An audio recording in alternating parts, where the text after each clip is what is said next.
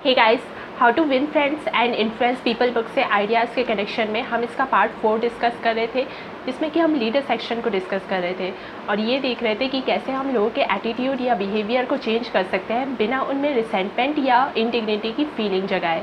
और इसी कनेक्शन में आज हम इसका प्रिंसिपल 6 देखेंगे, जो कि ये कहता है कि हमें लोगों की तारीफ़ करने पे ज़्यादा ध्यान देना चाहिए बजाय कि उनके क्रिटिसिज्म के, यानी कि उनकी निंदा करने के बजाय हमें उनकी तारीफ़ ज़्यादा करनी चाहिए। तो इसी के रिलेशन में ऑथर कुछ एग्ज़ाम्पल्स देते हैं, जिसमें वो पहला पेटे बालों का देते हैं, जो कि डॉग एंड पोनी एक्ट्स में काम करते थे। और उनको जब भी डॉग को ट्रेन करना होता था तो वो उसके छोटे से छोटे इम्प्रूवमेंट पे उसकी पैटिंग करते थे। पैटिंग यानी कि एनिमल्स को लव शो करने का एक तरीका होता है, और साथ में वो डॉग को हर एक इम्प्रूवमेंट पे मीट भी ऑफ़र करते थे। तो इसी को देखते हुए ऑथर बोलते हैं कि क्यों ना हम ह्यूमन रिलेशंस में भी इसको अप्लाई करें, यानी कि हम छोटे छोटे इम्प्रूवमेंट पे भी लोगों की तारीफ़ करें और उनकी फॉल्ट्स को नज़रअंदाज करें। तो ये बहुत काम दे सकता है हमारे रिलेशंस को इम्प्रूव करने के लिए। ऑथर कुछ और एग्जांपल्स देते हैं ह्यूमन रिलेशंस में, जैसे कि एक सिंगर का वो एग्ज़ाम्पल देते हैं एनरिको कैरुसो का, जो कि एक बहुत ही फेमस सिंगर है। और वो जब 10 इयर्स के थे तो वो एक ओपेरा हाउस में जाते हैं और वहाँ के ट्रेनर को बोलते हैं कि उन्हें सिंगिंग सीखनी है। लेकिन वो जो ट्रेनर होता है वो उनकी सिंगिंग सुनने के बाद, टेस्ट लेने के बाद बोलता है कि तुम्हारी आवाज़ बहुत ही गंदी है और तुम कभी भी गा नहीं सकते। तो ये सुनकर वो बहुत डिसअपॉइंट हो जाते हैं, बहुत निराश हो जाते हैं और अपनी मदर के पास जाते हैं ये सारी इंसिडेंट्स को बताने के लिए। लेकिन उनकी मदर, जो कि एक किसान होती है, वो उनको बहुत एनकरेज करती है और वो कोई कसर नहीं छोड़ती उन्हें ट्रेनिंग देने के लिए, क्लासेस भेजने के लिए। वो पूरा इंतज़ाम करती है, हर एक चीज़ का अरेंजमेंट करती है और उनको बहुत ही एनकरेज करती है। और ये एनकरेजमेंट आखिरकार रिज़ल्ट लाता है और आज हम देख सकते हैं कि वो कितने फेमस सिंगर है। नेक्स्ट एग्जांपल भी ऑथर एक राइटर का देते हैं, जो कि चार्ल्स डिकेंस है, बहुत ही फेमस अमेरिकन राइटर है। और वो भी चाइल्डहुड में एक काम करते थे, एक छोटा मोटा सा एक फैक्ट्री में काम करते थे, जहाँ पे उनको बॉटल्स की लेबलिंग करनी होती थी। और वो एक रैट इन्फेस्टेड फैक्ट्री थी, बहुत इन्फेक्शस तरीके से वहाँ पे काम होता था। मीन्स बहुत डर्टी प्लेस पे उनको रुकना पड़ता था और ये सब देख के उन्हें बहुत ही ज़्यादा डिसअपॉइंटमेंट आता था। वो राइटिंग करना चाहते थे लेकिन उन्हें तरीका नहीं मिल पा रहा था कि वो इसे शुरू कैसे करें। वो अपनी राइटिंग्स पे इवन कॉन्फिडेंट भी नहीं थे। जब वो अपनी राइटिंग्स लिखते थे और उन्हें मेल करना होता था तो वो सबसे छुप के मेल करते थे, ये सोचकर कि कहीं कोई उन पे हंस ना दे। तो इतना लेस कॉन्फिडेंस था उस समय पे उन्हें अपनी राइटिंग पे।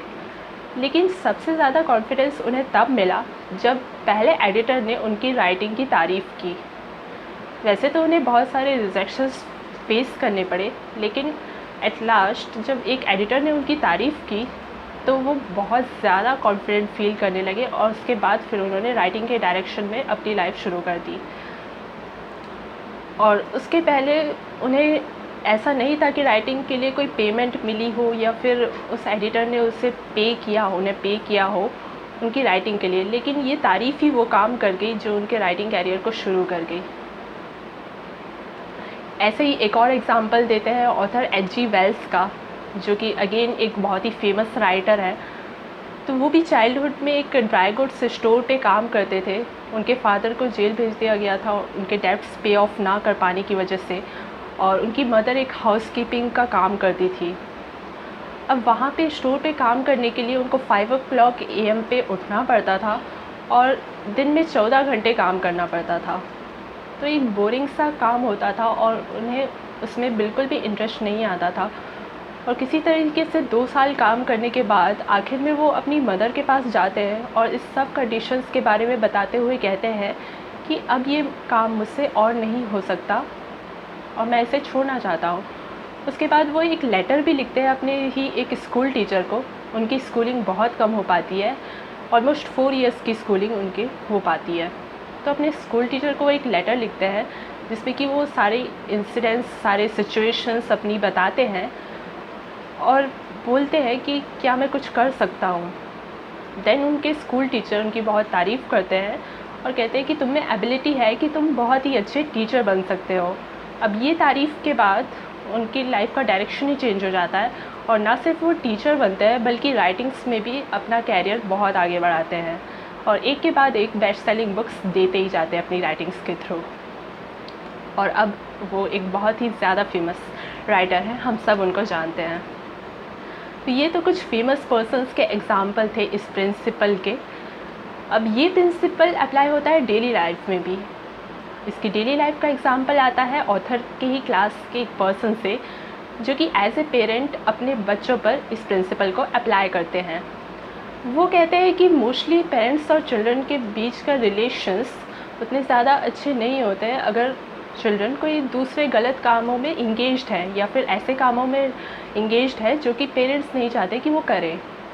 तो ऐसी कंडीशन में पेरेंट्स ज़्यादातर उन्हें डांटते रहते हैं या उन्हें बार बार उसी बारे में बोलते रहते हैं और उनकी फॉल्ट्स को याद दिलाते रहते हैं और मोस्टली इस कंडीशन में चिल्ड्रन उनकी बात नहीं मानते। लेकिन उन्होंने इस प्रिंसिपल को देखते हुए एक अलग तरीके की अप्रोच अपने बच्चों के साथ अपनाई।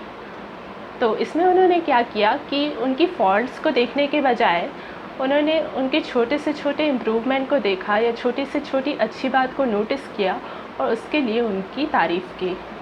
अब इससे हुआ क्या कि बच्चों का ध्यान उन्हीं कामों में ज़्यादा लगने लगा जिससे उनको तारीफ़ मिलती थी और उनका ध्यान उस बात से हट गया जिस काम को करने से उनके पेरेंट्स मना करते थे। और धीरे धीरे ये उनकी रूटीन लाइफ में आता गया। अब चीज़ें नॉर्मल भी हो गई, तो वैसे तो उन्होंने अच्छे काम करना थोड़ा कम कर दिया था, लेकिन नॉर्मल लाइफ में भी वो ऐसे हो गए थे कि उन्हें अब डांटने की ज़रूरत नहीं पड़ती थी पेरेंट्स को और वो सही तरीके से अपनी लाइफ को ले जा रहे थे, सही डायरेक्शन में वर्क करने लग गए थे। और ये प्रिंसिपल आखिरकार जॉब में भी अप्लाई होता है। इसी का एक एग्जांपल ऑथर देते हैं कीथ रॉपर का। कीथ रॉपर की कंपनी में एक न्यू एम्प्लॉय आया था जो कि प्रिंटिंग का काम करता था और उसे अपने जॉब में एडजस्ट होने में दिक्कत आ रही थी। उसका सुपरवाइज़र उससे काफ़ी परेशान था और वो उसकी सर्विसेज को ख़त्म करने वाला था। एक दिन क्या होता है, कीथ रॉपर के पास उसकी प्रिंटिंग पहुंचती है और उसकी प्रिंटिंग से वो काफ़ी इम्प्रेस होते हैं। लेकिन जब उनको इन सिचुएशन का पता चलता है कि वो अपने जॉब के साथ एडजस्ट नहीं कर पा रहा है, तो वो खुद उस एम्प्लॉय के साथ मिलने जाते हैं और उसे बोलते हैं कि इसकी प्रिंटिंग में क्या ख़ास बात है जो उन्हें बहुत ज़्यादा अच्छी लगी। तो इस सिंसियर अप्रिसिएशन की वजह से वो एम्प्लॉय बहुत ज़्यादा अच्छा एम्प्लॉय बन जाता है, एक लॉयल एम्प्लॉय बन जाता है और एक डिटर्मिनेटेड एम्प्लॉय बन जाता है, डेडिकेटेड एम्प्लॉय। तो इस तरीके से लोगों का एटीट्यूड चेंज हो जाता है उनकी तारीफ़ पे ध्यान देने से, बजाय कि उन्हें क्रिटिसाइज़ करने की उनके फॉल्ट्स के लिए। ये प्रिंसिपल मैंने बताया था how to win friends and influence people से, जो कि एक बहुत ही अच्छी बुक है पीपल स्किल्स के लिए। अगर आप इसे पढ़ना चाहते हैं, इसे ख़रीदना चाहते हैं तो आप लिंक डिस्क्रिप्शन में देख सकते हैं। और अगर आप और वीडियोस देखना चाहते हैं इस बुक से रिलेटेड या ऐसी किसी बुक से रिलेटेड, तो आप मेरे चैनल को सब्सक्राइब कर सकते हैं नीचे सब्सक्राइब बटन पे क्लिक करके। तो मिलते हैं गाइस जल्दी नेक्स्ट वीडियो में। Take care and stay happy. Bye bye.